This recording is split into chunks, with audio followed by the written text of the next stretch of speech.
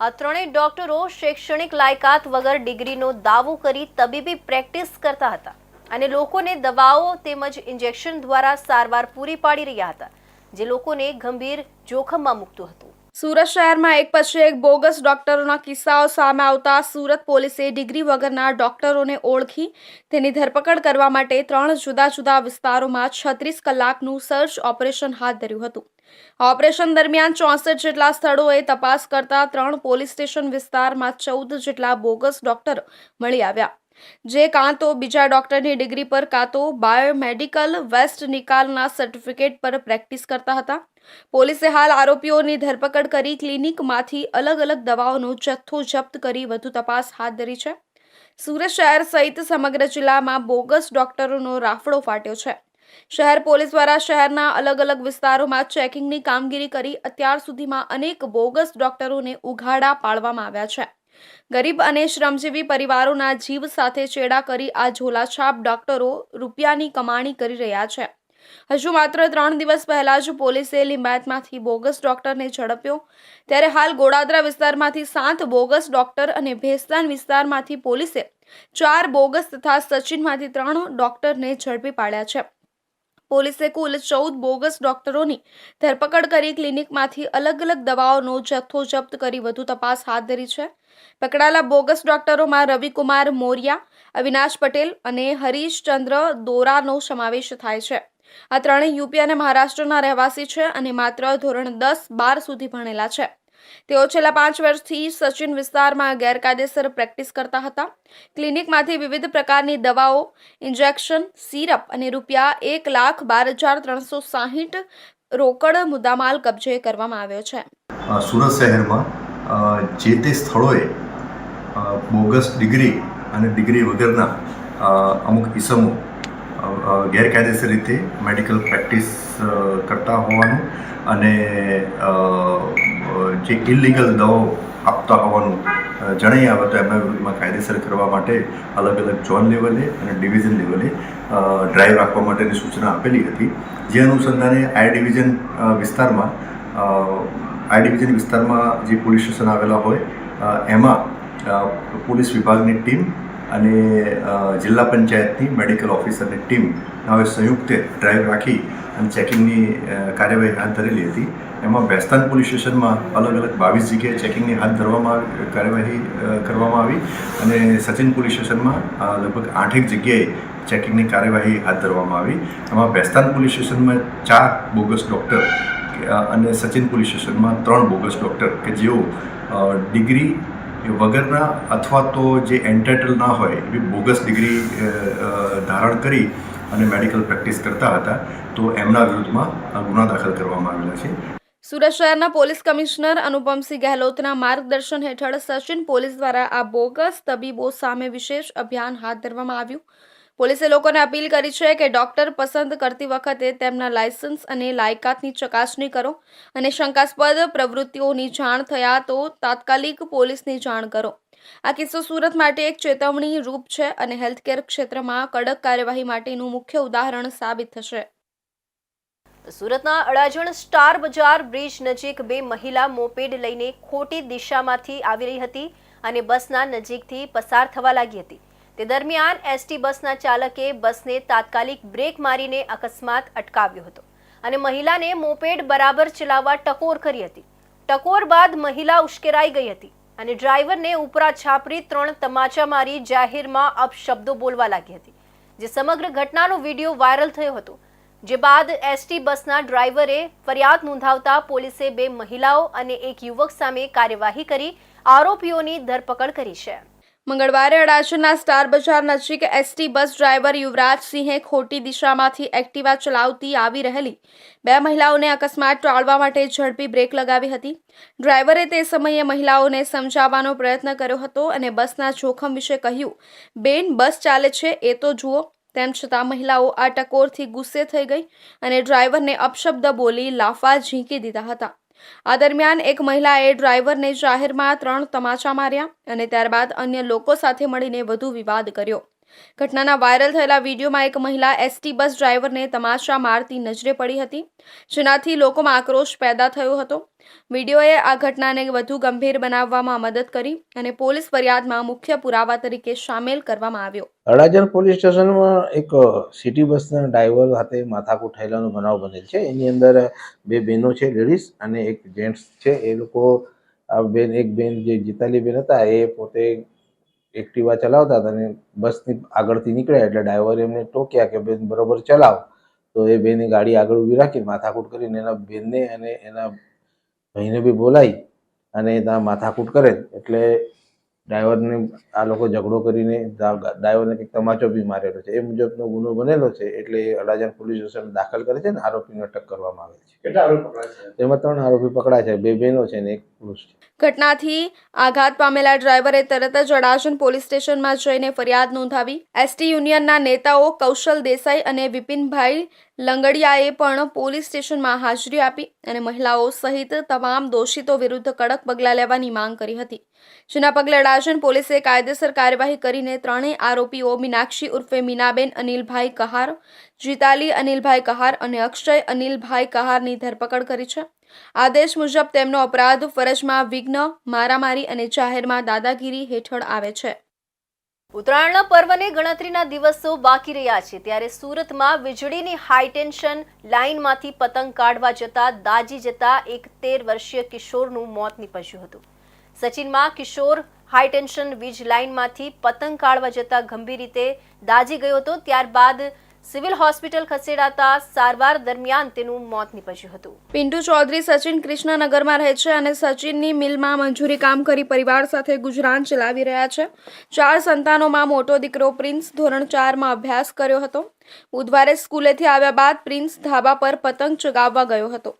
1 કલાક પછી ચીચિયારી સાંભળી દોડીને ગયા તો પ્રિન્સ મકાન બહારથી જતી હાઈટેન્શન લાઇનના કરંટથી ગંભીર રીતે દાઝી ગયો હતો. તપાસ કરતા ખબર પડી કે પ્રિન્સ 18,000 વોટની હાઈટેન્શન લાઇનમાંથી પતંગ કાઢવા જતા વીજ કરંટથી દાઝી ગયો હતો. 108ની મદદથી સારવાર માટે સિવિલ લઈ આવતા તેની હાલત ગંભીર હોવાનું તબીબોએ જણાવીને દાખલ કરી દીધો હતો, જ્યાં ટૂંકી સારવાર દરમિયાન તેનું મોત થયું હતું. गीता नगर में हुआ है सर. गीता नगर में जो हाई टेंशन जा रही है सीधा तरलपुर गांव से निकले सीधा हाईवे पर जा रही है और पतंग लड़का उड़ा रहा था. इसके बाद पतंग का डोरी उसमें फंस गया, पतंग उसमें फंसा तो डोरी से उनका शरीर पूरा मतलब आग जल गया वहीं पर, पूरा शरीर का आग लगा हुआ. तो फिर हम लोग उनको सिविल, हम तो थे नहीं वहाँ, तो सिविल में आए हम करीब हम तो 8 बजे रात के यहाँ पर आए तो उनका सुबह उनका डेथ हो गया. 13 साल की उम्र है और स्कूल यहाँ तरलपुर गाँव में जा रहा था. પિતાએ જણાવ્યું હતું કે મારો દીકરો પતંગ ચગાવી રહ્યો હતો. ત્યાં નજીકમાં જ હાઈ ટેન્શન લાઇન આવેલી છે. મારા દીકરાનો પતંગ લાઇનમાં ફસાઈ ગયો હતો. તેને કાઢવા જતા દોરીમાં પાવર આવી ગયો હતો અને બ્લાસ્ટ થયો હતો અને તે દાઝી ગયો હતો. ત્યારબાદ તેને સુરત સિવિલ હોસ્પિટલ લઈ જવામાં આવ્યો હતો, જ્યાં તેની સારવાર કરવામાં આવી રહી હતી. જોકે તેણે સવારે દમ તોડી દીધો હતો. વેસુ વિસ્તારના શ્યામ મંદિર પાસે આવેલા ખાનગી શાળાની બહાર ભયજનક ઘટના બની હતી, જ્યાં સ્કૂલ ઓટો ચાલકની બેદરકારીના કારણે 9 વર્ષની વિદ્યાર્થીની ઓટો રિક્ષા નીચે આવી ગઈ હતી. સદનસીબે બાળકીને કોઈ ગંભીર ઈજા થઈ ન હતી, પરંતુ આ સમગ્ર ઘટના શાળાના સીસીટીવી કેમેરામાં કેદ થઈ ગઈ છે. સુરતના વેસુ વિસ્તારમાં સ્કૂલ ઓટો ચાલકે વિદ્યાર્થીનીને અડફેટે લીધી. વેસુ શ્યામ મંદિર પાસે ખાનગી શાળા બહાર આ ઘટના બની હતી. ઘટનાના વિસ્તાર પાસે લાગેલા સીસીટીવીમાં જોવા મળતા દ્રશ્યો મુજબ ખાનગી શાળાની બહાર વિદ્યાર્થીઓ ટોળામાં ઊભા હતા. જે સમયે બાળકોને સ્કૂલે મૂકવા આવેલા સ્કૂલ રિક્ષા ચાલકે અકસ્માત કર્યો હતો. ઓટો રિક્ષા રિવર્સ લેતા શાળાના બાળકોને ટક્કર મારી હતી. જો કે સમગ્ર ઘટના શાળાના સીસીટીવી કેમેરામાં કેદ થઈ જવા પામી હતી. આ ઘટનામાં 9 વર્ષની વિદ્યાર્થીની રિક્ષા નીચે આવી ગઈ હતી. જો કે સદનસીબે કોઈ ઈજા પહોંચી ન હતી. ત્યારે આ ઘટનાને લઈ વાલીઓમાં ભારે રોષ જોવા મળ્યો છે અને આવા બેદરકાર રિક્ષા ચાલકો સામે પગલાં ભરવાની માંગ વાલીઓએ કરી હતી. શાળાની બહાર વિદ્યાર્થીઓ ટોળામાં ઊભા હતા ત્યારે સ્કૂલ રિક્ષા ચાલકે રિક્ષા રિવર્સ લીધી. આ દરમિયાન રિક્ષાની પાછળ ઊભેલી 9 વર્ષની વિદ્યાર્થીનીને ટક્કર મારી હતી અને તે રિક્ષા નીચે આવી ગઈ. સદનસીબે બાળકીને કોઈ ગંભીર ઈજા થઈ ન હતી, પરંતુ આ સમગ્ર ઘટના શાળાના સીસીટીવી કેમેરામાં કેદ થઈ ગઈ છે. આ ઘટનાને પગલે વાલીઓમાં ભારે રોષ જોવા મળ્યો છે. વાલીઓએ આ પ્રકારની બેદરકારી રાખનારા ડ્રાઈવરો સામે કડક કાર્યવાહી કરવાની માંગ કરી છે. વાલીઓએ કહ્યું છે કે સ્કૂલ પરિસરમાં સુરક્ષાની વ્યવસ્થા કડક કરવી જરૂરી છે અને સ્કૂલ રિક્ષા ચાલકો માટે ખાસ માર્ગદર્શિકા બનાવવી પડશે, જેથી ભવિષ્યમાં આવા બનાવો ન બને. સુરત વાલીઓની આ માંગને પગલે શાળાઓ અને ટ્રાન્સપોર્ટ તંત્ર આ મુદ્દે શું પગલાં લે છે તે જોવું મહત્વનું રહેશે. માલધારી સમાજે મહાનગરપાલિકાની નીતિઓ વિરુદ્ધ નારાજગી વ્યક્ત કરી સુરત કલેક્ટર કચેરી ખાતે ધરણા સાથે આવેદનપત્ર આપ્યું હતું. સુરત મહાનગરપાલિકા દ્વારા તેમના પશુધનને ગેરકાયદેસર રીતે પકડીને ખોટા દંડ વસૂલવામાં આવે છે, સાથે જ ગોપાલકો પર ખોટા કેસો દાખલ કરીને હેરાનગતિ કરવામાં આવે છે તેવો આક્ષેપ કરાયો હતો. માલધારી સમાજે સુરત કલેક્ટર કચેરી ખાતે ધરણા સાથે આવેદનપત્ર આપી મહાનગરપાલિકાની નીતિઓ વિરુદ્ધ નારાજગી વ્યક્ત કરી. માલધારીઓએ આક્ષેપ કર્યો છે કે સુરત મહાનગરપાલિકા દ્વારા તેમના પશુધનને ગેરકાયદેસર રીતે પકડીને ખોટા દંડ વસૂલવામાં આવે છે, સાથે જ ગોપાલકો પર ખોટા કેસો દાખલ કરીને હેરાનગતિ કરવામાં આવે છે. માલધારીઓનું કહેવું છે કે તેઓ વર્ષોથી આ વિસ્તારમાં વસવાટ કરે છે, પરંતુ શહેરના વિકાસ સાથે આજુબાજુ ચરાગાહ ઓછી થવા પામી છે, ત્યારે આજે મજબૂરીમાં તેઓના પશુધનને ચરાવવા માટે યોગ્ય વ્યવસ્થા નથી. તેમ છતાં મહાનગરપાલિકા દ્વારા તેમની પર દબાણ વધારીને હેરાન કરવામાં આવે છે. માલધારી સમાજે ચેતવણી આપી છે કે જો આ હેરાનગતિ બંધ નહીં કરવામાં આવે તો તેઓ રસ્તા પર ઉતરી ઉગ્ર આંદોલન કરશે. આ સંદર્ભમાં તેમણે સરકાર અને તંત્ર સામે ન્યાયસંગત ઉકેલ લાવવા તેમજ તેમના હક્કોની રક્ષા માટે યોગ્ય કાર્યવાહી કરવાની માંગ કરી છે. आज सूरत कलेक्टर कचेरी मोटी जनसंख्या સાથે માલધારી સમાજ જોવા મળ્યો છે. આ લોકોની કઈ માંગણી છે, આવેદન પત્ર પર ઘણા લોકો તમે જોશો. આપણે જાણીશું શું છે ઘટના ને શા માટે આ લોકો અહીંયા ભેગા થયા છે. જી આપણી સાથે જી શું ઘટના છે ને શા માટે તમે એટલી મોટી સંખ્યામાં અહીંયા હાજર થયા છો? જી, મારું નામ દિનેશભાઈ રબારી છે. આજે માલધારી સમાજ ગૌ માતાના ઘણા બધા ન્યાયો માટે આજે કલેક્ટર સાહેબ સાથે અમે રજૂઆત કરવા માટે આવ્યા છે. જ્યારે માલધારી સમાજનો દીકરો ગૌપાલક ગૌ માતાને લઈ અને ચારવા જતો હોય છે, ત્યારે કોર્પોરેશનના અધિકારી ડબ્બો લઈ અને ગૌપાલકને પણ ભરી જાય છે અને ગૌ માતાને પણ ભરી જાય. તો ગૌ માતાને ચારવા જવી કે ના જવી અમારે? તો ગૌ માતાને ચારવા જઈએ છીએ તેવો કોઈ અધિકાર નથી કે ગૌપાલકને અને ગૌ માતાને ડબ્બામાં પૂરી દેવી. ડબ્બામાં પૂર્યા પછી જે પણ ગૌ માતા અમારી દૂધણી ગાય હોય છે, જે દૂધ આપતી હોય છે, એના વાછડું ઘરે હોય છે, એ ગૌ માતાને જ્યારે કોર્પોરેશનના અધિકારી પકડી જાય છે તો દંડ આપવા છતાં ગૌ માતાને છોડતા નથી. એમનું એવું કહેવું છે કે 2 વાર પકડાણી, 3જી વાર પકડાશે તો ગૌ માતાને અમે નહીં આપીએ. તો ગૌ માતાની હાલત શું થશે? જે ગૌપાલક એના પર નિર્ભર છે, ગૌપાલકની હાલત શું થશે? આજે ટેગ લગાવવાની એક સિસ્ટમ નવી લાવ્યા છે કે ગૌ માતાને ટેગ લગાવવાનો, તો ટેગ સરકારે તદ્દન મફત કર્યો છે. તો ટેગના ગૌ માતાના ગૌપાલકો પાસે 1000 રૂપિયા એઠવામાં આવે છે. આ કોર્પોરેશનના અધિકારીઓને એવી કઈ પૈસાની જરૂર છે? જોઈ શકો છો લોકો પર ગુસ્સો છે. પશુપાલકોની જે ગૌચર છે, જે જગ્યા છે તેમને મળતી નથી. તેમનું કહેવું છે કે કોર્પોરેશનના અધિકારીઓ તેમને હેરાન પસંદ કરવામાં છે. એવી માંગણી સાથે એ લોકોએ અહીંયા કલેક્ટર કચેરીએ ધરણા મૂક્યા છે. કેમેરામેન રવિ વેંડે સાથે સુનિલ પ્રજાપતિ, ઇન્ડિયા ન્યૂઝ, સુરત. તો હવે સમય છે એક વિરામનો.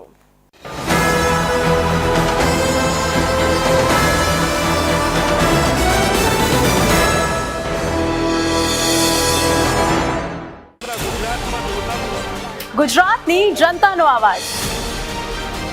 તમારી સમસ્યા માટે અમે ઉઠાવીશું અવાજ. સરકારના દરેક નિર્ણયના સમાચાર પહોંચશે જન જન સુધી. સરકાર અને જનતા વચ્ચે બનશે જોડવાની કડી ઇન્ડિયા ન્યૂઝ ગુજરાત. સમસ્યા તમારી, લડત અમારી. ગુજરાતનો અવાજ, દેશની ધડકન. જનતાની સાથે, સમયની સાથે. હંમેશા અગ્રેસર ઇન્ડિયા ન્યૂઝ ગુજરાત.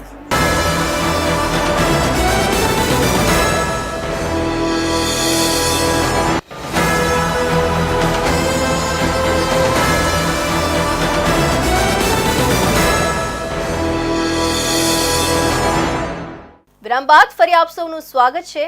સુરતમાં વધુ એક નવજાત બાળકીને ત્યજી દેવાયાની ઘટના સામે આવી છે. પાંડેસરા વિસ્તારમાં મળસ્કે કોઈક પોતાનું પાપ છુપાવવા ખાડી કિનારે નવજાતને ત્યજીને નાસી ગયું હતું, જેથી મળસ્કે પક્ષીઓના ઝુંડના કલકલાટથી લોકો દોડીને ગયા હતા. જઈને જોયું તો નવજાત બાળકી કચરામાં પડેલી દેખાઈ હતી, જેથી 100 નંબર પોલીસને જાણ કરીને 108 એમ્બ્યુલન્સ બોલાવી હતી. સુરતના પાંડેસરા સ્થિત ખાડી નજીકનો બનાવ બનવા પામ્યો છે. નવજાત બાળકી ત્યજી દેવાઈ હતી. પક્ષીઓનો જમાવડો થતા મહિલાઓ દોડી આવી હતી. સ્થાનિક મહિલાઓ બાળકી લઈને સિવિલ હોસ્પિટલ પહોંચી હતી. ફરજ પર હાજર તબીબોએ બાળકીને મૃત જાહેર કરી હતી. બાળકી લાવારીસ કચરામાં કોણ ક્યારે મૂકી ગયું તપાસનો વિષય છે. સ્થાનિક મહિલાએ કહ્યું કે 108 એમ્બ્યુલન્સમાં અમે બાળકીને લઈને સિવિલ હોસ્પિટલ પહોંચ્યા હતા. જોકે તબીબોએ બાળકીને મૃત જાહેર કરી હતી. આ બાળકીને ત્યજી દેનાર સામે આકરી કાર્યવાહી થવી જોઈએ. પોલીસે આવી જનતાને પકડીને તેનું મોં કાળું કરીને જાહેરમાં ફેરવવી જોઈએ.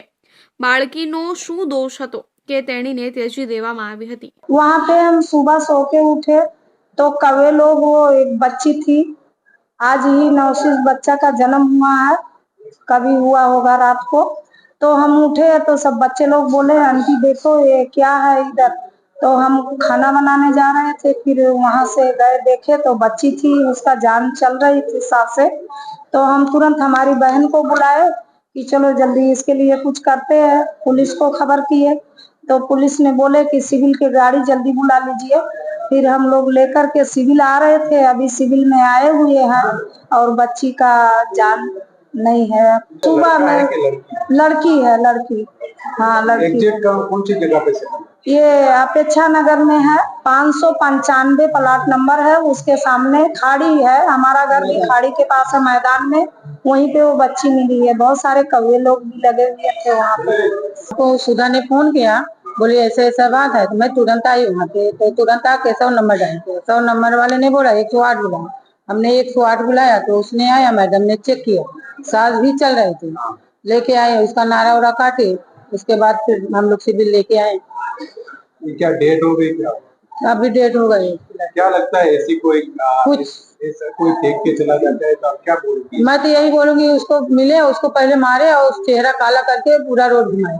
मैं ये चाहती हूँ. वहाँ कुछ सीसीटीवी लगे ले? अब तो देख के मालूम पड़ेगा, जाके देखूंगी लगी है कि नहीं. आप क्या लगता है कि कितने दिन पहले का? ये अभी लगभग 5 बजे का लगभग लग रहा है, क्योंकि सुबह सुबह है सांस चल रही थी, तो इसका मतलब ही 5 बजे का बात होगा. 5 बजे. રમા મૌર્ય નામની મહિલાએ કહ્યું કે સવારે અમે જાગ્યા હતા ત્યારે કાગડાઓનો અવાજ આવી રહ્યો હતો. હું જમવાનું બનાવવા જતી હતી, તેની જગ્યાએ ત્યાં ગયા તો બાળકી હોવાનું જાણમાં આવ્યું હતું. બાદમાં અમે પોલીસને જાણ કરી હતી, ત્યારબાદ હોસ્પિટલ લઈ આવ્યા હતા. ત્યારબાદ અમને તબીબોએ કહ્યું કે બાળકીનું મોત થઈ ગયું છે. સલાબતપુરા વિસ્તારમાં અંજના ફાર્મ ખાતે આવેલા રેતી કપચીની દુકાનમાં ચોર ટોળકીએ શટર તોડી પ્રવેશ કરીને રોકડ રૂપિયાની ચોરી કરી ફરાર થઈ ગયા હતા. દુકાનમાં લાગેલા સીસીટીવી કેમેરામાં સમગ્ર ચોરીની ઘટના કેદ થઈ હતી. સલાબતપુરા વિસ્તારમાં ચોરીની વધુ એક ઘટના પ્રકાશમાં આવી છે. અંજના ફાર્મ ખાતે આવેલા રેતી કપચીની દુકાનમાં ચોર ટોળકીએ શટર તોડી પ્રવેશ કરીને રોકડ રૂપિયાની ચોરી કરી ફરાર થઈ ગયા હતા. ચોર ટોળકીએ રાત્રિના સમયે દુકાનના શટરનું તાળું તોડી દુકાનની અંદર પ્રવેશ કર્યો. દુકાનમાંથી રોકડ રકમની ચોરી કરી તેઓ અજાણ્યા સ્થળે ફરાર થઈ ગયા. દુકાનમાં લાગેલા સીસીટીવી કેમેરામાં સમગ્ર ચોરીની ઘટના કેદ થઈ છે. સીસીટીવી ફૂટેજના આધારે ચોરોની ઓળખ માટે સલાબતપુરા પોલીસે તપાસ શરૂ કરી છે. સલાબતપુરા પોલીસે ચોરીનો ગુનો નોંધી વધુ તપાસ હાથ ધરી છે. આ વિસ્તારના વેપારીઓને ચેતવણી આપવામાં આવી છે કે તેઓ રાત્રિના પોતપોતાની દુકાનમાં સુરક્ષા વ્યવસ્થા મજબૂત રાખે. પોલીસે જાહેર જનતાને અપીલ કરી છે કે જો કોઈને આ અંગેની માહિતી હોય તો તરત જ સલાબતપુરા પોલીસ સ્ટેશનમાં સંપર્ક કરે. કપરાડા તાલુકાના અંતરિયાળ વિસ્તારમાં 8 જેટલા ચેકડેમ કમ કોઝવેના ખાતમુહૂર્ત કરવામાં આવ્યું હતું. ગુજરાતના પૂર્વ મંત્રી અને કપરાડાના ધારાસભ્ય જીતુભાઈ ચૌધરીના હસ્તે ખાતમુહૂર્ત કરવામાં આવ્યું હતું. ખાતમુહૂર્ત થતા લોકોમાં આનંદની લાગણીઓ જોવા મળી હતી. કપરાડા તાલુકાના અંતરિયાળ વિસ્તારમાં 8 જેટલા ચેકડેમ કમ કોઝવેના ખાતમુહૂર્ત ગુજરાતના પૂર્વ મંત્રી અને કપરાડાના ધારાસભ્ય જીતુભાઈ ચૌધરીના હસ્તે કરવામાં આવ્યા. કપરાડા તાલુકાના અંતરિયાળ વિસ્તારમાં મુખ્યત્વે લોકોની અવરજવર અને ખેતી માટે ઉપયોગી 8 ચેકડેમ કમ કોઝવેના ખાતમુહૂર્ત આસલોણા ચેકડેમ કમ કોઝવે કરજૂન ઘોડવેરી ફળિયા નીલોસી ગામે કામથાળ ફળિયામાં કપરાડા કોલેજ જતા રસ્તા પાસે ઓજરડા ઓઝર ફળિયામાં જોગવેલ ખજૂર ફળિયા કોથમડી ખાડી પાસે કાજલી ગામે ગુફા ફળિયામાં ચેકડેમ કમ કોઝવેના ખાતમુહૂર્ત થતા લોકોમાં આનંદની લાગણીઓ જોવા મળી હતી. ચેકડેમ કમ કોઝવેના ખાતમુહૂર્તમાં પૂર્વ મંત્રી અને કપરાડા ધારાસભ્ય જીતુભાઈ ચૌધરીએ જણાવ્યું કે ચેકડેમ કોઝવેના નિર્માણ થકી ખેડૂતોનું જીવન ધોરણ ઊંચું આવશે. ચોમાસામાં સ્કૂલમાં જતા બાળકો દરેક લોકોને ચોમાસુ દરમિયાન કોઝવે પુલ પરથી અવરજવર માટે સરળ થશે. આ પ્રસંગે તાલુકા પ્રમુખ હીરાબેન માહલા, કપરાડા ભાજપ પ્રમુખ વિપુલભાઈ ભોયા, માજી ભાજપ પ્રમુખ રમેશભાઈ ગામિત, જિલ્લા પંચાયત સદસ્ય દક્ષાબેન ગાયકવાડ, તાલુકા પંચાયતના સદસ્ય ધાયત્રીબેન ગાયકવાડ, અગ્રણી આગેવાન મંગુભાઈ કાર્યપાલક, એન્જિનિયર એડી પટેલ, ગામના સરપંચો, ભાજપના આગેવાનો અને મોટી સંખ્યામાં ગ્રામજનો ઉપસ્થિત રહ્યા હતા. તાપીના ઉકાઈ ખાતે રાજ્યના રાજ્યપાલ આચાર્ય દેવવ્રતજીના અધ્યક્ષ સ્થાને પ્રાકૃતિક ખેતી પરિસંવાદનો કાર્યક્રમ યોજાયો હતો, જેમાં જિલ્લાના મોટી સંખ્યાના ખેડૂતોને પ્રાકૃતિક ખેતી વિશે માર્ગદર્શન પૂરું પાડવામાં આવ્યું હતું. ઉકાઈના પાથરડામાં આવેલા બીએપી સ્વામિનારાયણ મંદિર પટાંગણ ખાતે ગુજરાતના રાજ્યપાલ આચાર્ય દેવવ્રતજીના અધ્યક્ષ સ્થાને પ્રાકૃતિક કૃષિ બેઠક યોજાઈ હતી. ખાનગી સંસ્થા દ્વારા આયોજિત આ બેઠકમાં સોનગઢ તાલુકાના પ્રાકૃતિક ખેતી કરતા ખેડૂતો મોટી સંખ્યામાં સહભાગી થયા હતા. તાપી જિલ્લાના ઉકાઈ ખાતે પ્રાકૃતિક ખેતી પરિસંવાદ કાર્યક્રમ ગુજરાત રાજ્યના રાજ્યપાલ આચાર્ય દેવવ્રતની અધ્યક્ષ સ્થાને યોજાયો હતો, જેમાં રાજ્યપાલ સહિત કૃષિ નિષ્ણાંતો દ્વારા પ્રાકૃતિક ખેતી અને શ્રેષ્ઠ પશુપાલન કઈ રીતે કરવું અને સ્વાસ્થ્યપ્રદ અનાજ, શાકભાજી તેમજ દૂધ ઉત્પાદનની સાથે સાથે આ ક્ષેત્રે કઈ રીતે વધુ આવક મેળવી શકાય તે અંગે ઉપસ્થિત ખેડૂતોને માર્ગદર્શિત કરવામાં આવ્યા હતા. સાથે ખેતી ક્ષેત્રે સારી કામગીરી કરનાર લોકોનું રાજ્યપાલ દ્વારા સ્વાગત કરવામાં આવ્યું હતું. हम भारत के माननीय प्रधानमंत्री जी का आभार व्यक्त करते हैं कि उन्होंने पिछले 25 नवंबर को राष्ट्रीय प्राकृतिक कृषि मिशन का शुभ आरंभ पूरे देश में किया है. उसके पीछे उनका उद्देश्य है कि भारत का किसान समृद्ध हो, हमारी धरती माता उपजाऊ बनी रहे, जल का संरक्षण हो, लोगों को अच्छा स्वास्थ्य मिले, किसान की आय बढ़े. इसके लिए प्राकृतिक खेती को पूरे देश में युद्ध स्तर पर आगे बढ़ाने का निर्णय लिया है. आज गुजरात के तापी जिला में जिला स्तर का एक आयोजन किया, जिसमें विभिन्न गांव के सरपंच महोदय, महिला, पुरुष और स्वामी नारायण मंदिर में ये विशाल कार्यक्रम हुआ है. और आज खेडूत को यही ट्रेनिंग दी गई है कि आप प्राकृतिक खेती को जीवन में अपनाएंगे तो आपकी आय भी बढ़ेगी, पर्यावरण भी बचेगा, गौ माता भी बचेगी, जल का संरक्षण होगा और लोग स्वस्थ भोजन लेंगे तो उनका स्वास्थ्य भी अच्छा बनेगा. अब ये मिशन जो पिछले कई वर्षों से गुजरात में चलाया हुआ है, माननीय मुख्यमंत्री, कृषि मंत्री, कृषि विभाग, हमारे डीएम, डीडीओ सब इस मिशन में सहयोगी बने हुए हैं.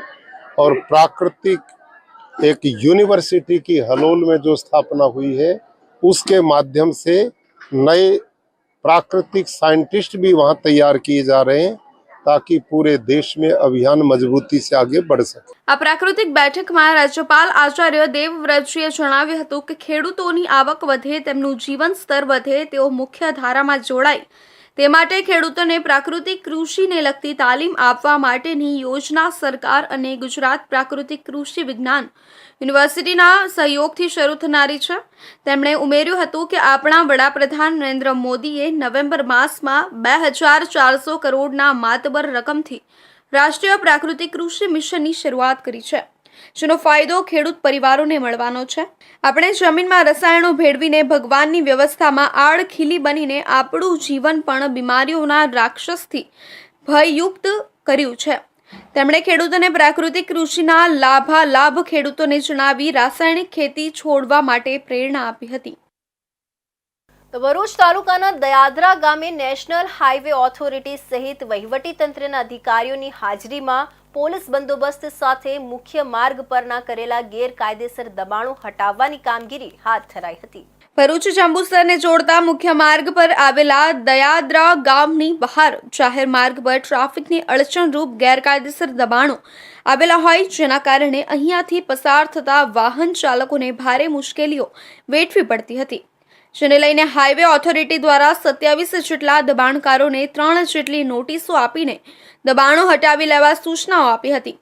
જોકે તેમ છતાં દબાણકારો દ્વારા દબાણો નહીં હટાવવામાં આવતા ભરૂચના પ્રાંત અધિકારી મનીષા માનાણી, મામલતદાર અને નેશનલ હાઈવેના એક્ઝિક્યુટિવ એન્જિનિયર ભરત પટેલ તેમની ટીમ સાથે જેસીબી, ટ્રેક્ટર સહિત મશીનરી સાથે સ્થળ પર પહોંચી ગયા હતા અને ચુસ્ત પોલીસ બંદોબસ્ત વચ્ચે ગેરકાયદેસર દબાણનો સફાયો કરવાની કામગીરી હાથ ધરી હતી. આજ રોજ ભરૂચ ખાતે ભરૂચથી જંબુસર રસ્તાના દબાણો દૂર કરવા માટેની કાર્યવાહી શરૂ કરવામાં આવેલ, જેમાં પ્રાંત, મામલતદાર અને નેશનલ હાઈવેના સંયુક્ત અભિયાનથી આજ રોજ સમગ્ર દબાણ દૂર કરવામાં આવશે. સાંજ સુધીમાં જે પાકા બાંધકામો અને ટેમ્પરરી જે દુકાનોને પણ ખસેડવામાં આવશે. કેટલી દુકાનોને સાહેબ નોટિસ આપેલી, કઈ રીતે સાચી કામગીરી? 27 જેટલા હિસાબોની અમે નોટિસ બજવણી કરેલી અગાઉ 3 વખત, અને આજ રોજ એ 27 એને આગલા દિવસે જાણ કરેલી છે અને સાંજ સુધીમાં અમે દબાણો દૂર કરવામાં આવશે. આજે સંયુક્ત ટીમ છે, જેબી, ફોરેસ્ટ અને મામલતદાર અને જિલ્લાના તમામ એસપી, ડીવાયએસપી ના માણસો બી આજે હાજર છે અને લોકો સાથ આપી રહ્યા છે દબાણ દૂર કરવા માટે. જેના પગલે દબાણકારોમાં પોતાનો સરસામાન બચાવવા માટે દોડધામ મચી ગઈ હતી. જોકે સ્થળ પર કોઈ વિરોધ કે વિવાદ સર્જાઈ રહ્યો ન હતો. આ અંગે હાઈવે ઓથોરિટીના એન્જિનિયર ભરત પટેલે જણાવ્યું હતું કે સાંજ સુધીમાં તમામ ગેરકાયદે દબાણો દૂર કરી રસ્તો ખુલ્લો કરવામાં આવ્યો હતો. ગ્રામજનો દ્વારા સહકાર મળી રહ્યો હોવાનું પણ કહ્યું હતું. આ દબાણો હટાવવામાં આવ્યા બાદ પુનઃ દબાણો ના થાય તે પણ તંત્ર દ્વારા જોવામાં આવે તે પણ જરૂરી છે. દાદરાનગર હવેલી જિલ્લાના પંચાયત પ્રાથમિક શિક્ષા વિભાગ દ્વારા આંબોલી પંચાયતની પ્રાથમિક ગુજરાતી શાળા ખાતે રમતોત્સવનું આયોજન કરવામાં આવ્યું હતું. આ યોજાયેલા રમતોત્સવમાં કુલ 16 શાળાના 500 જેટલા વિદ્યાર્થીઓએ ભાગ લીધો હતો. તાનહ જિલ્લાના પંચાયત પ્રાથમિક શિક્ષા વિભાગ દ્વારા આંબોલી પંચાયતની પ્રાથમિક ગુજરાતી શાળા ખાતે યોજાયેલા રમોત્સવમાં કુલ 16 શાળાના 500 વિદ્યાર્થીઓએ ભાગ લીધો. આ રમોત્સવમાં 100 મીટર દોડ, 200 મીટર દોડ, 400 મીટર દોડ, રિલે દોડ, ભાલા ફેંક, ગોળા ફેંક, yoga, carrom, chess, kabaddi, kho kho, volleyball, badminton અને દોર ખેંચ જેવા વિવિધ રમતોનો સમાવેશ કરવામાં આવ્યો હતો. આ કેન્દ્ર કક્ષાના રમોત્સવમાં વિજેતા બનેલા ખેલાડીઓ હવે 16 જાન્યુઆરી 2025ના રોજ યોજાનારા સમૂહ કક્ષાના ખેલોત્સવમાં ભાગ લેશે. આ રમોત્સવમાં ખેલાડીઓના ઉત્સાહને વધારવા માટે જિલ્લા પંચાયત સભ્ય દીપકભાઈ પટેલ, શાળાના આચાર્ય મીનાક્ષીબેન પટેલ, CRC કોનેમિશ પટેલ, અરવિંદભાઈ પટેલ, અર્ચનાબેન પટેલ તેમજ તમામ શાળાઓના મુખ્ય શિક્ષકો અને સહાયક શિક્ષકો ઉપસ્થિત રહ્યા હતા. તેમની મહત્વપૂર્ણ ભૂમિકા સાથે આ કેન્દ્ર કક્ષાનું ખેલોત્સવ સફળતાપૂર્વક પૂર્ણ થયું.